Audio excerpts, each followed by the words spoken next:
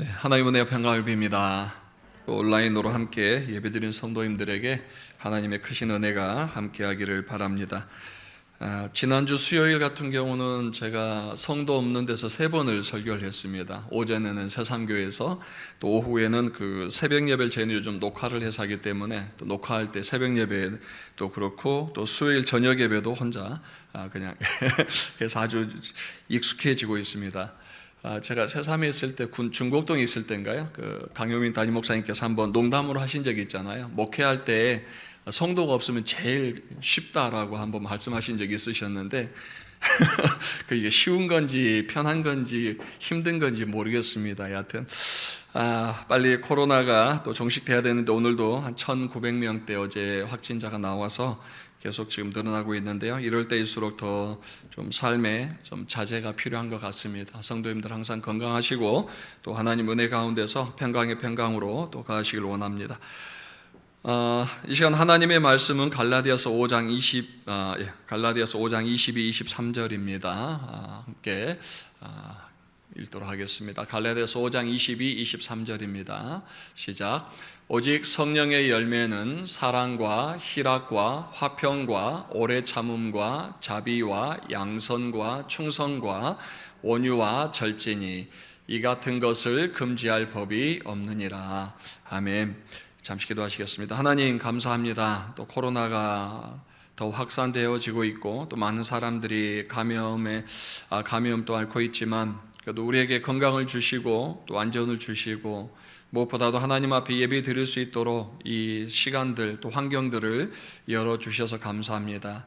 하나님, 우리가 어디에 있든지 간에 또 하나님 우리와 함께 하심을 잊지 않게 하시고, 또 함께 하신 하나님이 우리를 또 크신 팔로 붙들어 주시고 인도해 주시고 또 보호해 주심을 믿으며, 또 늘 두려움 속에서 평강하게 살아갈 수 있도록 하나님께서 도와주시옵소서.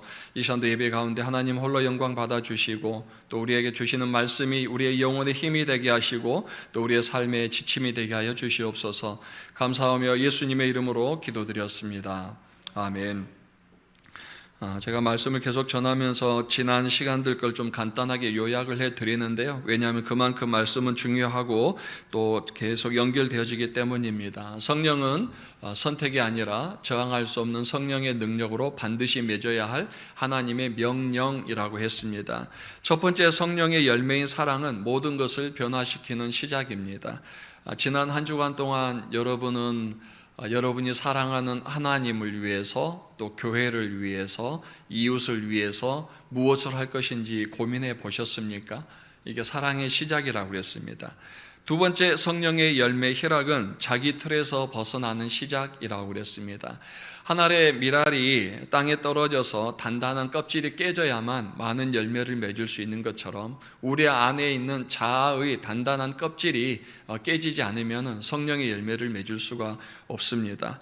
율법의 두 강령인 하나님 사랑과 사람 사랑의 실천을 통해서 얻어지는 기쁨이 우리에게는 참된 기쁨이 될 수 있는 것이죠. 세 번째 성령의 열매 화평은 두려움에서 벗어나는 시작입니다.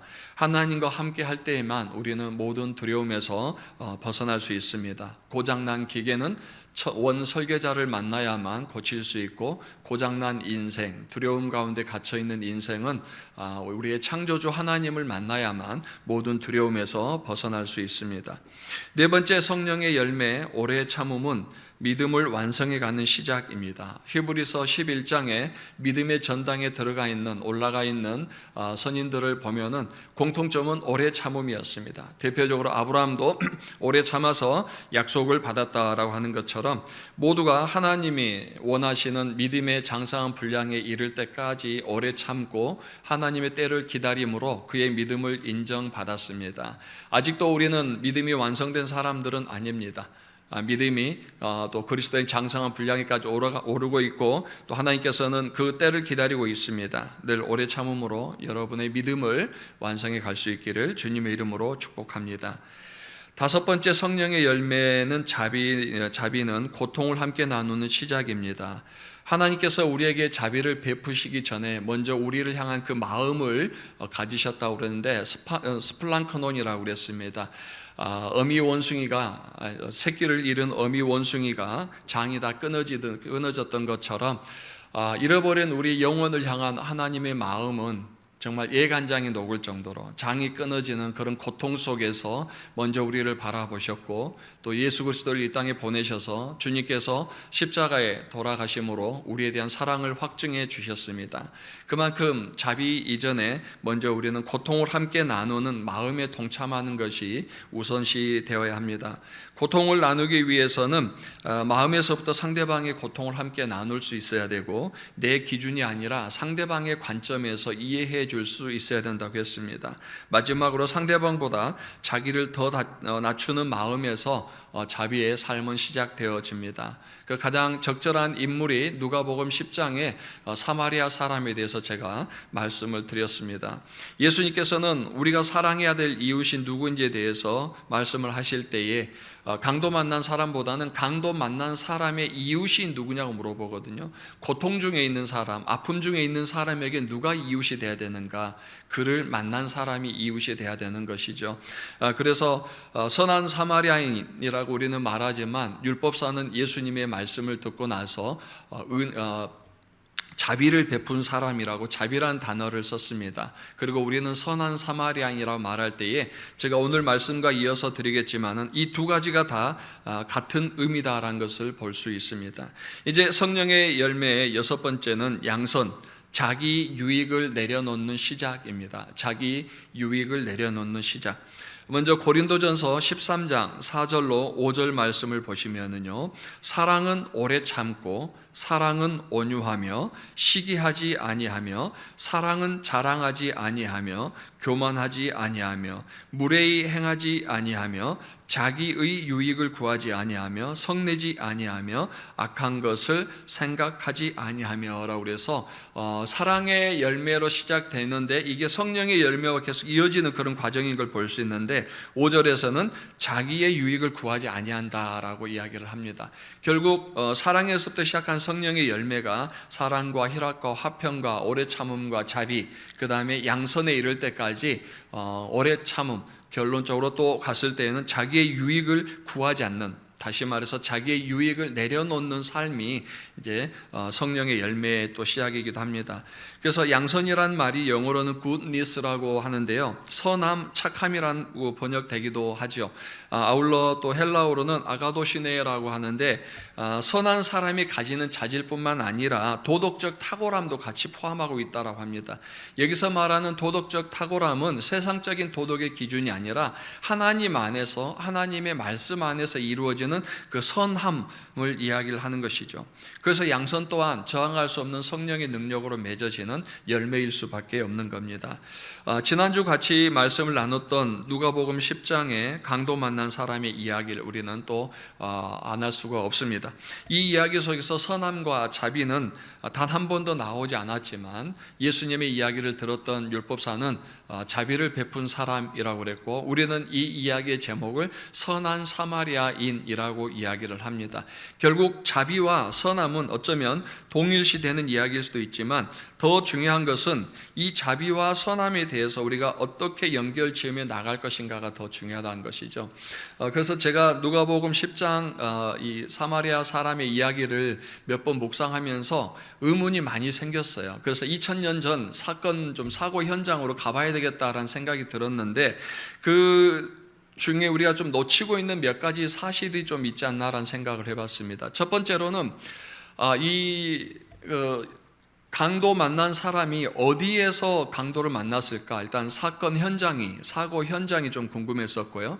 두 번째로는 레위인과 그 다음에 제사장이 가는 방향이 어느 방향이었는지, 세 번째로는 사마리아 사람은 그럼 어느 방향으로 가고 있었는지 대한 이런 좀 궁금함이 생겨서 제가 누가복음 10장을 좀 더 많이 분석을 해보고 찾아봤는데, 먼저는 그 예루살렘과 여리고의 그 위치를 좀 우리가 봤으면 좋겠는데요. 그림 하나 부탁드릴까요?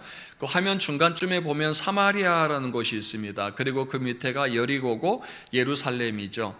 그러니까 사마리아에서 여리고를 통해서 예루살렘으로 향하는 그게 일반적인 이제 코스라고 볼 수 있는데요. 이걸 좀 입체적으로 보면 다음 그림요.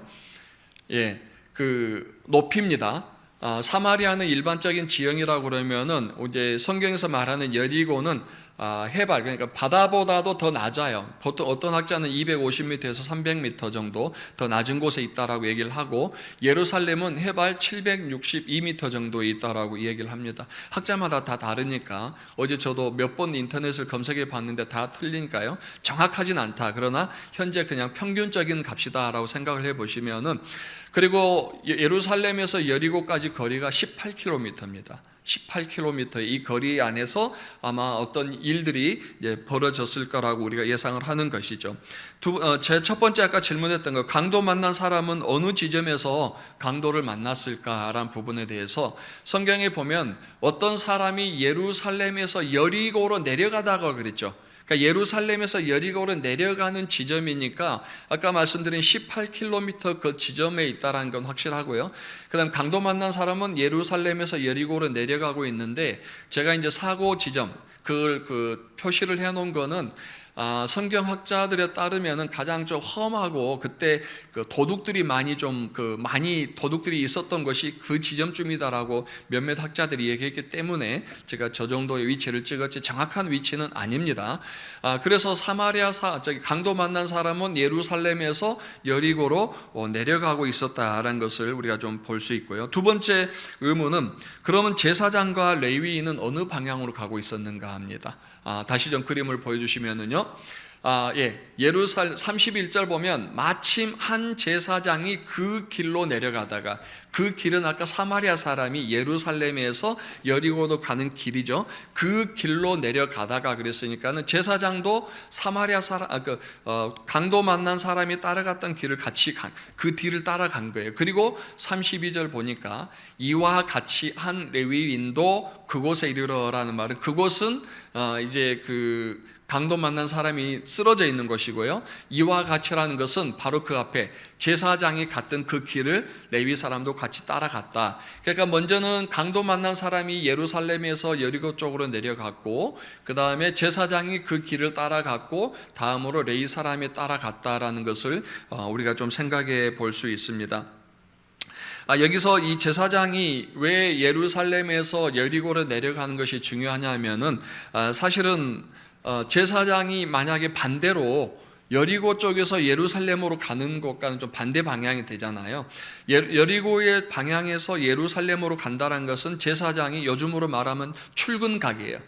출근하기 위해서, 제사를 드리러 가기 위해서 예루살렘에 가서 제사를 드려야 되니까, 또 제사장은 하나님이 율법에 말한 대로 정결해야 되고 부정한 것을 만지면 안 되니까 그나마 좀 이해가 돼요. 정상 참작이 된다는 말이죠.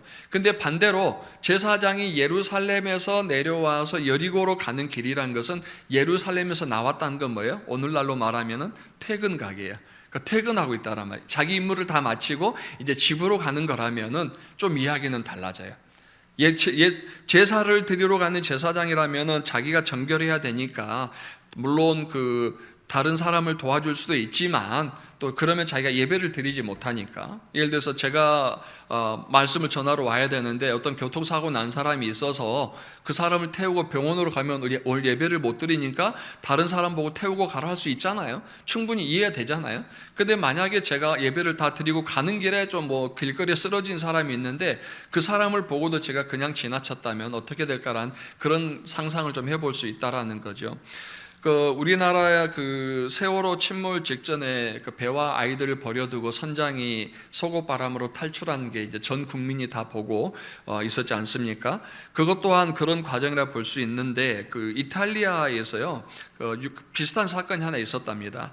2012년 1월 달에 이탈리아 유람선 코스타 콩코디아호에서도 비슷한 사건이 있어서 선장이 300명의 승객들을 나놓고 탈출을 했어요. 그리고 그 사고에서 32명이 사망을 했는데, 이탈리아 법정에서 구호 의무를 다하지 않았다라고 해서 이분에게 내린 구형이 2679년입니다. 그냥 사형이 아니라 2679년의 구형을 내렸다라는 거예요.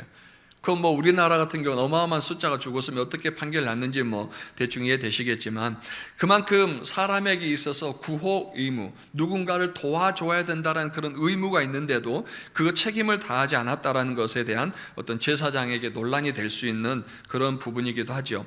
자, 그럼 세 번째 의무는 사마리아 사람은 어느 방향으로 가고 있었을까 합니다. 또 그림을 좀 보여주시면은요, 사마리아 사람은 여리고에서 아마 예루살렘으로 가고 있을 가능성이 높아요. 왜냐하면은 33절에 보면 어떤 사마리아 사람은 여행하는 중이다라고 그랬거든요. 여행하는 중. 그러니까 여행하는 중이라는 말은 아직 여행이 끝나지 않았다는 말이잖아요. 좀 쉽게 설명을 드리면 부산에서 서울로 여행을 오는 사람이 있어요. 그러니까 부산에서 출발해서 서울로 가는 중에 누군가 전화 와요. 어디야? 그러면 나 여행 가는 중이야 라고 표현을 하죠. 그죠? 자, 그러면 만약에 내가 여행을 가기 위해서 어떤 목적지를 정해놓고 그 목적지에 갈 동안은 여행 가는 중이에요. 그리고 서울에 도착해서 이제 내 볼일을 다 보고 여행을 다 하고 다시 부산으로 내려가는데 누가 전화하면 뭐라고 그러죠? 그때도 여행 중이란 단어를 표현보다는 이제 여행 끝나고 돌아가는 중이야. 아니면은 서울에서 부산으로 가는 중. 뭐 이런 식으로 표현을 하죠. 그러니까 성경에서 지금 정확하게 여행하는 중이라는 것은 이 사람이 아직 목적지에 이르지 않았다라는 의미가 되는 것이죠. 그러니까 목적지에 이르지 않았다는 말이 되는 거고, 그 다음 35절을 보시면은 이런 표현이 있습니다. 제가 좀 읽어 드릴게요. 35절을 보면은 그 이튿날 그가 주막 안에서 데나리온을 둘을 내어주며 이르되 이 사람을 돌보아 주라. 비용이 더 들면 내가 돌아올 때에 갚으리라. 내가 돌아올 때에.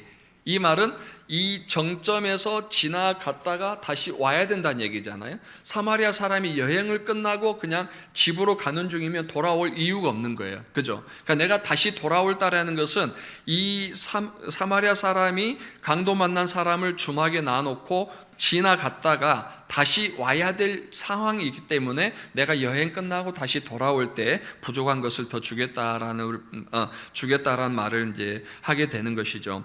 이걸 우리가 좀 정리해 보면 이렇습니다.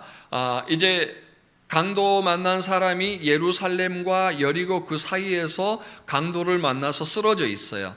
그죠? 그리고 제사장이 강도 만난 사람을 보고 그냥 지나가고 있어요. 그러나 레위 사람이 강도 만난 사람을 보고 그냥 지나가고 있어요. 근데 사마리아 사람은 반대로 가고 있다는 말이죠.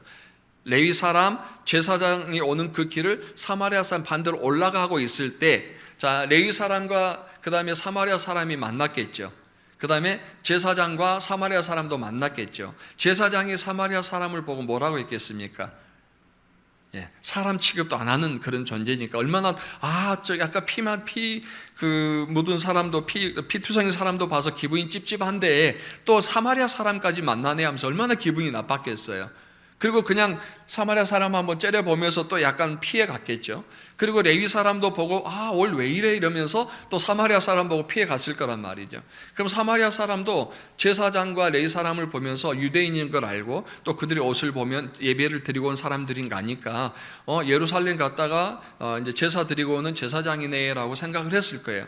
그리고 지나갔는데 잠시 후에 보니까 그 레위 사람과 제사장이 지나온 그 길에 피투성이가 돼서 죽어가는 한 사람을 보게 되는 것이죠. 그럼 이 사마리아 사람이 어떤 생각을 하겠습니까? 방금 레위 사람도 지나갔고 제사장도 지나갔는데 그 사람들은 하나님 사랑, 사람 사랑에 대해서 가르치는 사람들 아니야? 누구보다도 사랑에 대해서 외치고 율법에 대해서 이웃치고 그 다음에 그 율법의 강령대로 지키는 사람들인데 사마리아 사람이 나를 보고도 그렇게 불쾌하게 지나간 그 사람들이 이 자기들이 마땅히 돌보고 살려야 될 이 사람을 그냥 지나치고 갔다 생각할 때 사마리아 사람들이 그 사람에 대해서 어떤 생각을 하겠어요? 저 사람들은 허울뿐인 종교인들이구나. 진짜 하나님 믿지 않는 사람들이구나. 그가 정말 하나님을 믿는 사람들이라면, 자기들 말대로 자칭 유대인이고 선민이라면은, 거룩한 사람들이라면, 하나님의 율법을 누구보다도 잘 지키는 사람들이라고 말한다면 당연히 자기들이 먼저 봤을 때 그를 도와야 됐는데 돕지 않고 그냥 내팽개치고 갔다라는 것은 당연히 허울뿐인 껍데기만 있는 종교인이라고 생각할 수밖에 없겠어요. 레위인과 제사장은 사마리아 사람의 외모를 보고 판단하지만 이 사마리아 사람은 레위인과 제사장이 그들 내면을 볼 수밖에 없는 거예요. 그 안에 사랑이 없구나, 하나님이 없구나, 그들에게는 자비가 없구나, 그들에게는 선함을 행할 만한 능력이 없구나라고 판단할 수밖에 없다라는 것이죠. 얼마나 그 사람들이 그렇게 사람을 비웃고 레위인을 비웃었겠습니까? 그러면 이 사마리아 사람이 이제 강도 만난 사람을 자기 나귀에 태우고 주막으로 갑니다. 그리고 밤새 그를 돌봐줍니다. 돌봐주고 아침에 일어나서 이제 다시 주모를 만나서 2데나리온을 주고 이걸로 좀 보살펴주고 내가 여행 중이니까 여행 끝나고 다시 오면 더 부족한 걸 주겠습니다 라고 했을 때, 우리가 잘 생각해 볼 수 있는 건요, 이 사마리아 사람이 그 강도를 만난 사람의 고통에 동참도 했지만 사실은 자기의 유익을 다 포기한 거예요. 아까 말씀드렸죠. 여리고를 지나서 가서 이 사람을 만난 거죠. 그리고 나서 다시 이 사람이 그래도 좀 괜찮은 곳으로 데려오려면은 어느 주막을 찾아가야 되는 것이죠. 여행을 단체로 가보신 분은 아실 거예요. 1시간이 아까워요. 그죠? 특히 비싼 돈 주고 외국 나가면은 그냥 밤에 자는 것도 아깝고 아침에 늦잠 자는 것도 아까워서 새벽에 일어나서 해보고 하시잖아요. 그리고 버스 타고 빨리 가야 되는데 누가 한 사람이 배탈 나서 화장실에서 안 나온다. 그 배탈 난 건 신경 안 써요. 원망만 해요. 빨리 안 오죠. 빨리 가야 되는데 왜 안 오냐고. 한시도 급한 게 여행 가본 사람들의 마음이잖아요. 이 사마리아 사람이 이 강도 만난 사람을 만났을 때 그냥 빨리 가야죠, 여행 가는데. 근데 이를 데리고 주막에 가서 또 하루 동안 같이 그 사람하고 있었어요. 그리고 또 자기 여행 경비도 줘요. 또 돌아갔으니까 다시 또 왔던 길로 가야 되니까 이 사마리아 사람은 시간도 공간도 물질도 다 낭비하게 되는 거예요. 그걸 모르고 그렇게 한 건 아니겠죠. 그걸 알면서도 어떻게 했다라는 거예요? 그걸 알면서도 자기의 시간과 물질과 그 다음에 모든 공간들을 손해보면서 자기의 유익을 내려놓고 강도 만난 사람을 도와줬다라는 거예요. 그래서 이 사람이 자비를 베푼 사람이 되었던 거고, 우리는 그를 뭐라고 얘기해요? 선한 사람, 양선의 열매를 가진 사람이라고 이야기를 하는 겁니다. 제가 왜 이렇게 사건을 장황하게 파헤치느냐? 수사반장도 아닌데 중요한 거는요, 양선은 고통을 함께 나누는 자비에서 시작해서 자기의 유익을 내려놓는 그 부분으로 완성되기 때문에 그런 겁니다. 하나님께 온전히 예배를 드리고, 그것도 다름 아닌 예배의 중심에 있던 제사장과 레위인이 모든 일을 마치고 예루살렘에서 내려가다가 자기가 도와야 될 사람이 있을 때에 그를 돕지 않고 그냥 지우쳤다는 것, 지나쳤다는 것, 고통에 함께 동참하지 못했을 뿐만 아니라 그 사람에게 자기의 유익한 것들을 내려주지 못한 것이죠. 그렇다면 제사장과 레위 사람이 예루살렘에서 드렸던 제사의 의미는 무엇이 될까요? 그들이 예루살렘에 머물러 있는다는 것의 의미는 무엇일까요? 그들이 하나님의 말씀을 받고 하나님의 말씀을 또 배우고 예루살렘에서 나와서 여리고로 내려가는 길을 간다는 그 의미는 무엇일까요? 아무런 의미를 저는 찾지를 못하겠어요. 우리 그리스도인들도 마찬가지 아니겠습니까? 우리에게 있어서 예배는 어떤 의미입니까? 여러분이 교회에 머물렀다가 교회의 현관문을 열고 나간다는 것은 어떤 의미입니까? 또 현관문을 열고 직장으로 또 가정으로 친구를 만나기 위해서 여러분이 가는 그 길의 의미는 무엇입니까? 많은 사람들이 이 예배 공간에서 예배를 드리고 같이 은혜를 받고 또 여러 가지 부분에서 함께 하나님과 또 하나님 말씀을 받고 성도들과 교제를 하잖아요. 성령 충만해 있어요. 근데 현관문을 나갔을 때에 그 성령 충만함이 우리에게 기쁨과 영혼의 힘이 그대로 있느냐라는 부분을 좀 우리가 고민하지 않을 수 없습니다. 어쩌면 2000년 전 제사장과 레위 사람이 예루살렘 성전문을 열고 나가서 세상으로 가는 순간 그는 더 이상 그리스도인이 아닌, 더 이상 제사장의 역할을 포기했던 것처럼 많은 그리스도인들이 예배 시간에 자기 혼자 은혜에 심취하고 살아가지만 현관문을 열고 날아갈 때 똑같이 제사장과 레위인처럼 살아간다면 그것은 성령의 열매를 맺을 수 있는 사람이 우리는 아니란 것을 잘 좀 고민하셔야 될 것 같습니다.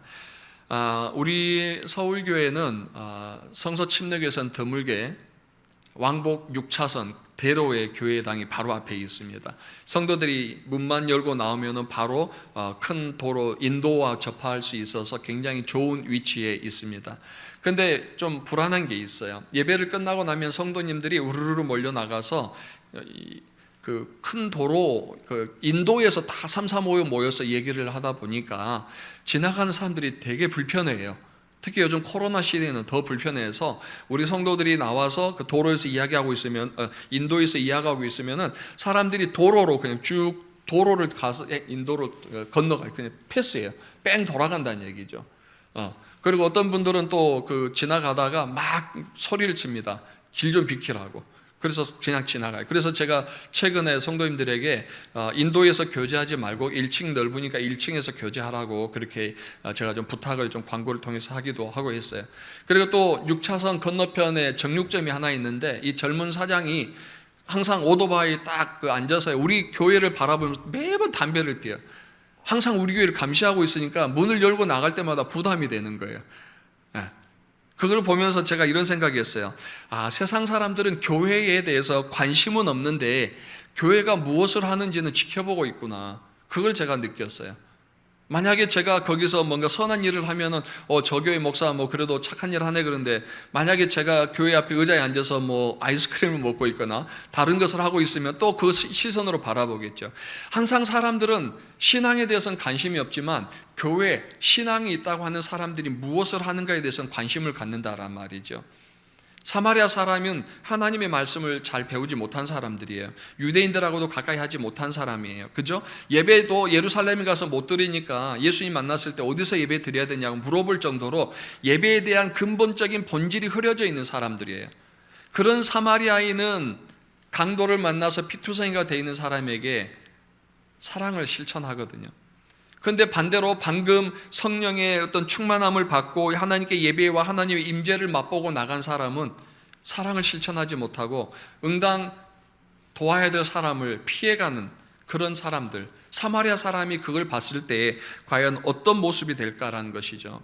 그러면 이제 이렇게 또 우리가 생각해 볼 수 있죠.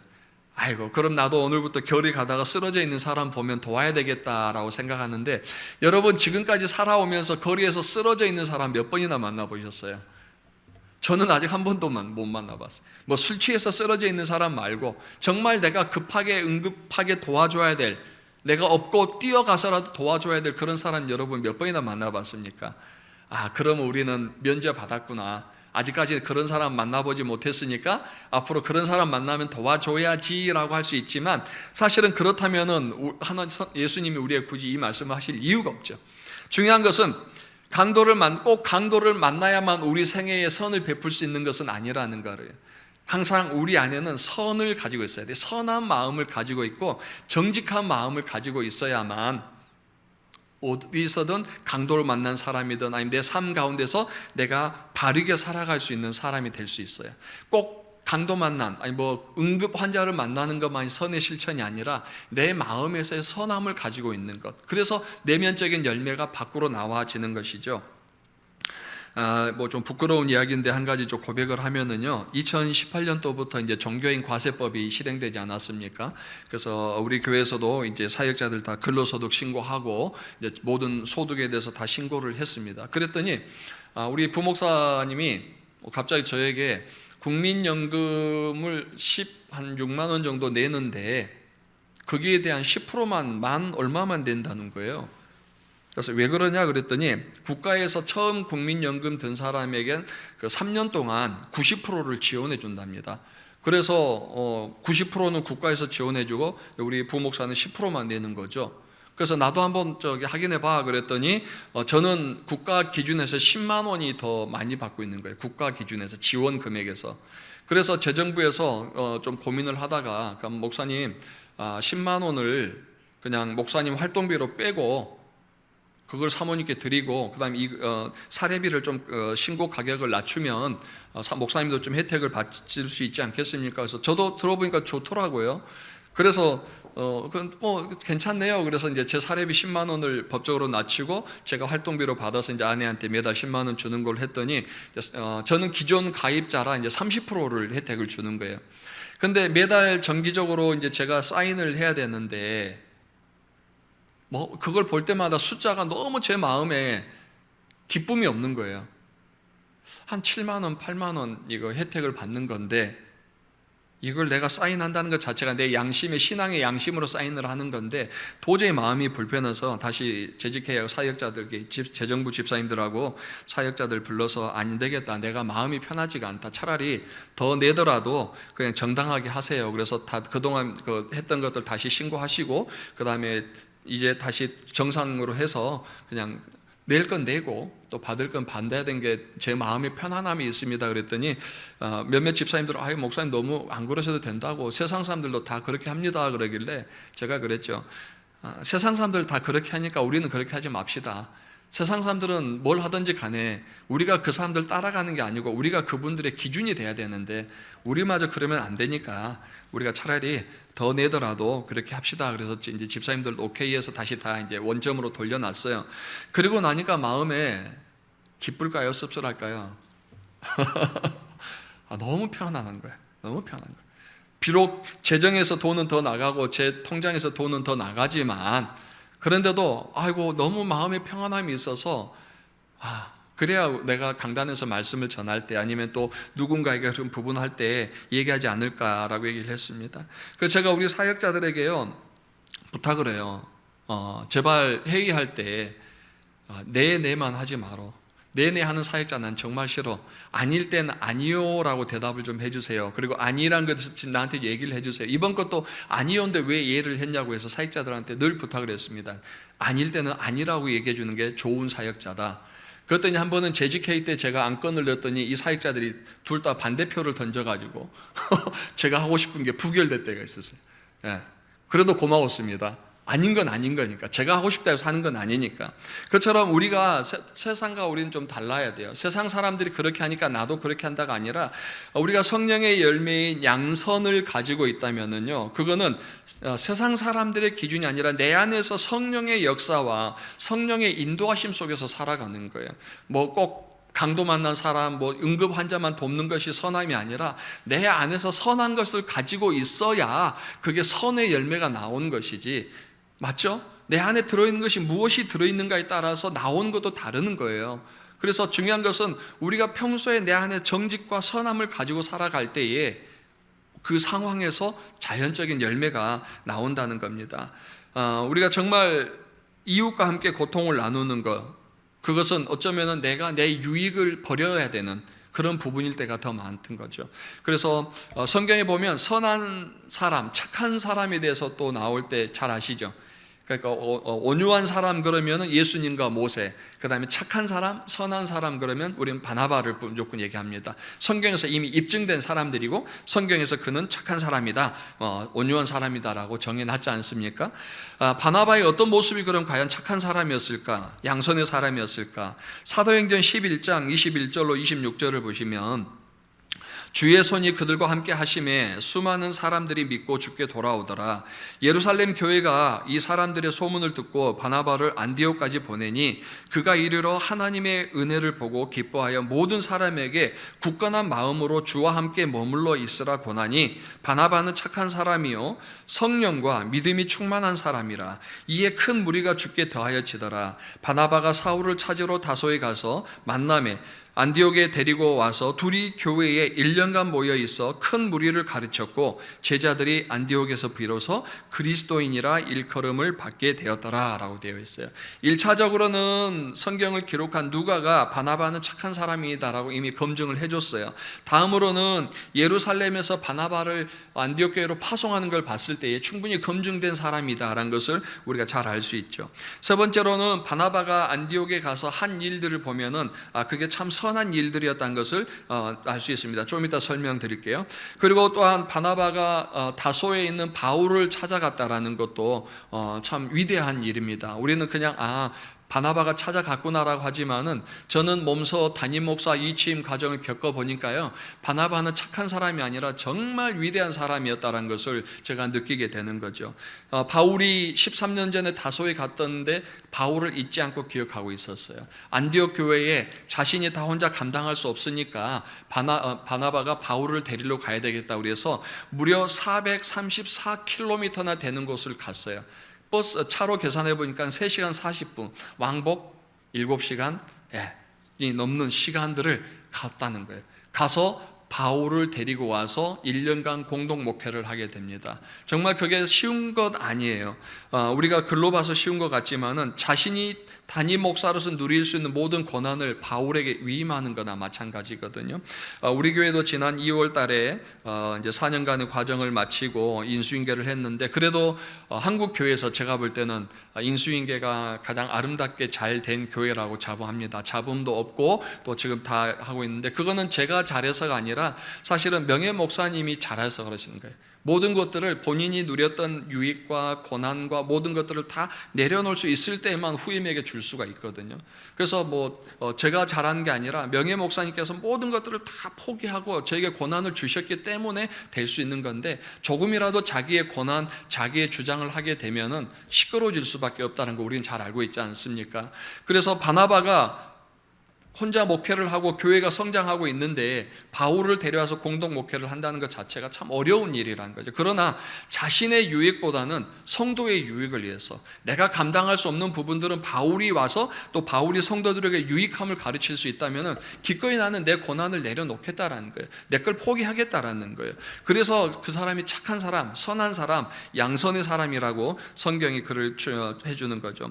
두 번째로 보면 사도행전 13장 1절에서 2절을 봐도요, 안디옥 교회에 선지자들과 교사들이 있으니 곧 바나바와 니게르라 하는 시므온과 구레네 사람 루기오와 분봉왕 헤롯의 젖동생 마나엔과 및 사울이라.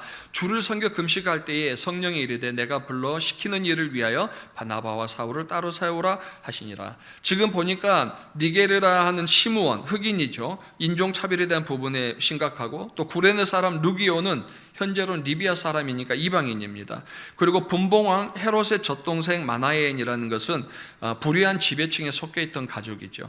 그리고 사울은 예수를 부정하고 교회를 핍박했던 사람. 누구 하나 교회에서 지도자가 될 자격이 없는 사람들이에요. 그런데 바나바가 그런 사람들을 말씀으로 훈련해서 그들을 교회의 지도자로, 리더로 세웠다라는 거예요. 사람의 편견이 없다는 거죠. 그 철저하게 다 배려해 놓고 성령의 인도하심 따라서 성도에게 필요한 사람들을 적시적소에 잘 세우면서 자기가 할 모든 부분들에 대해서 리더십을 이양하는 바나바야말로 참 착한 사람이다라고 우리가 이야기하지 않을 수가 없습니다. 초대교회에서 또 많은 가난한 사람들이 있을 때도 바나바는 자신의 모든 소유를 팔아서 교회에 바쳤습니다. 헌금 많이 한다고 여러분 재산 팔아서 교회에 갖다 준다고 착한 사람 아니에요. 그것 때문에 망한 부부도 있지 않습니까? 바로 그 뒤 사건을 보면.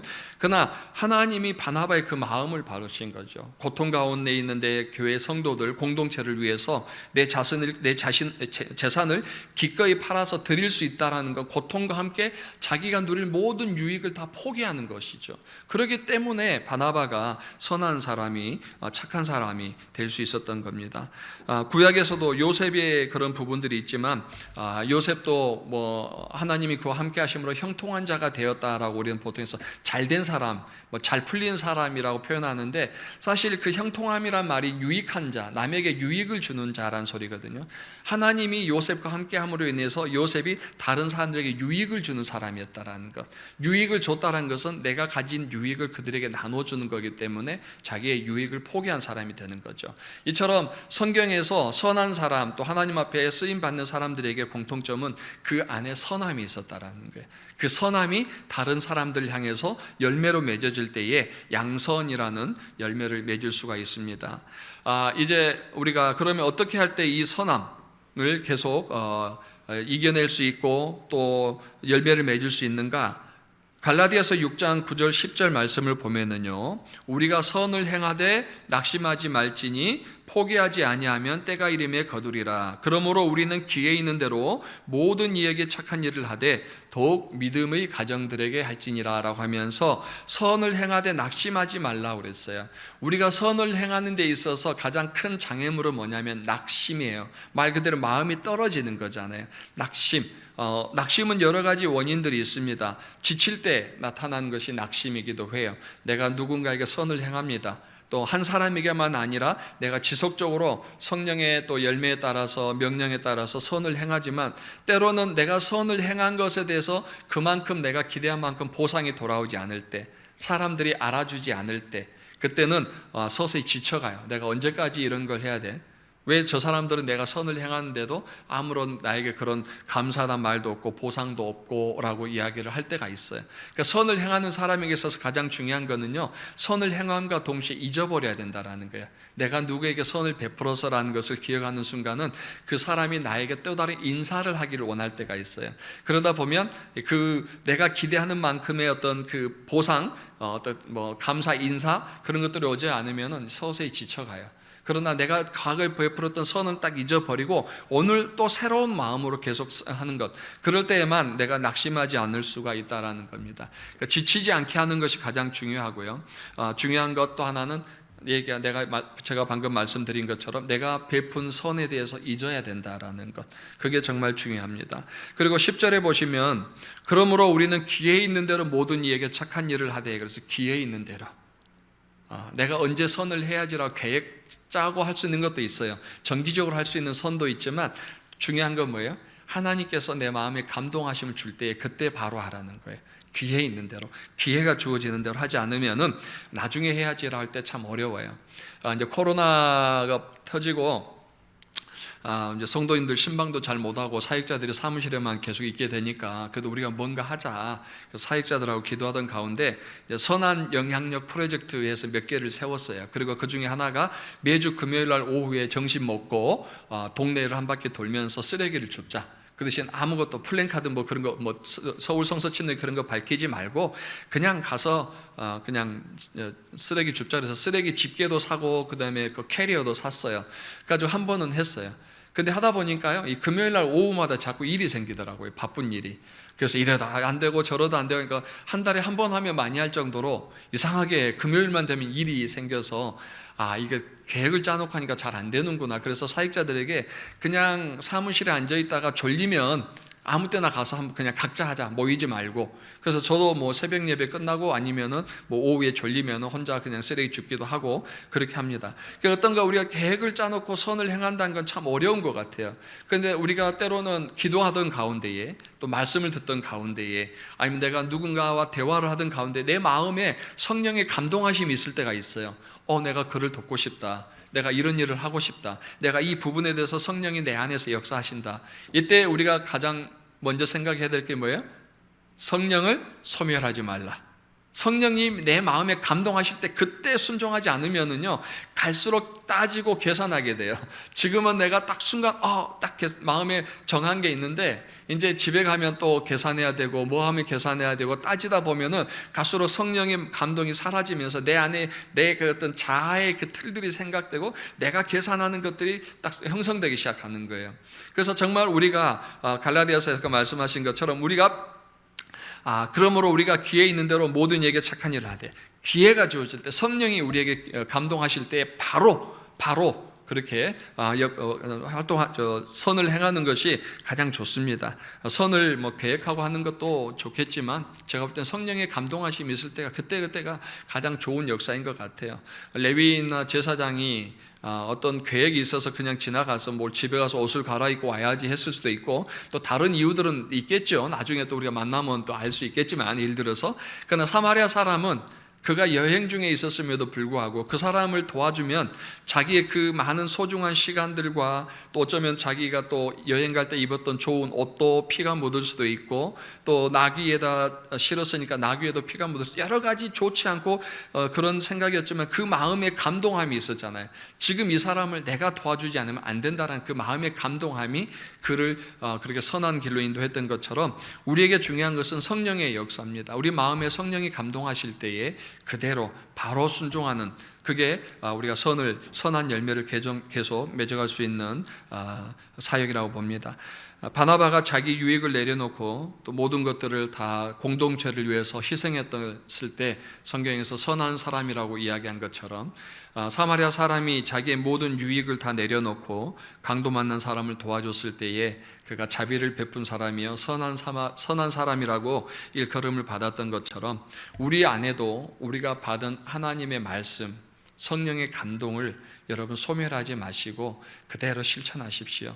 어쩌면 오늘 또 우리가 이 예배당을 또 문을 열고 밖으로 나갈 때 누군가는 우리가 교회에서 나왔다는 것을 알 거예요. 우리가 그리스도인이라는 걸 알 거예요.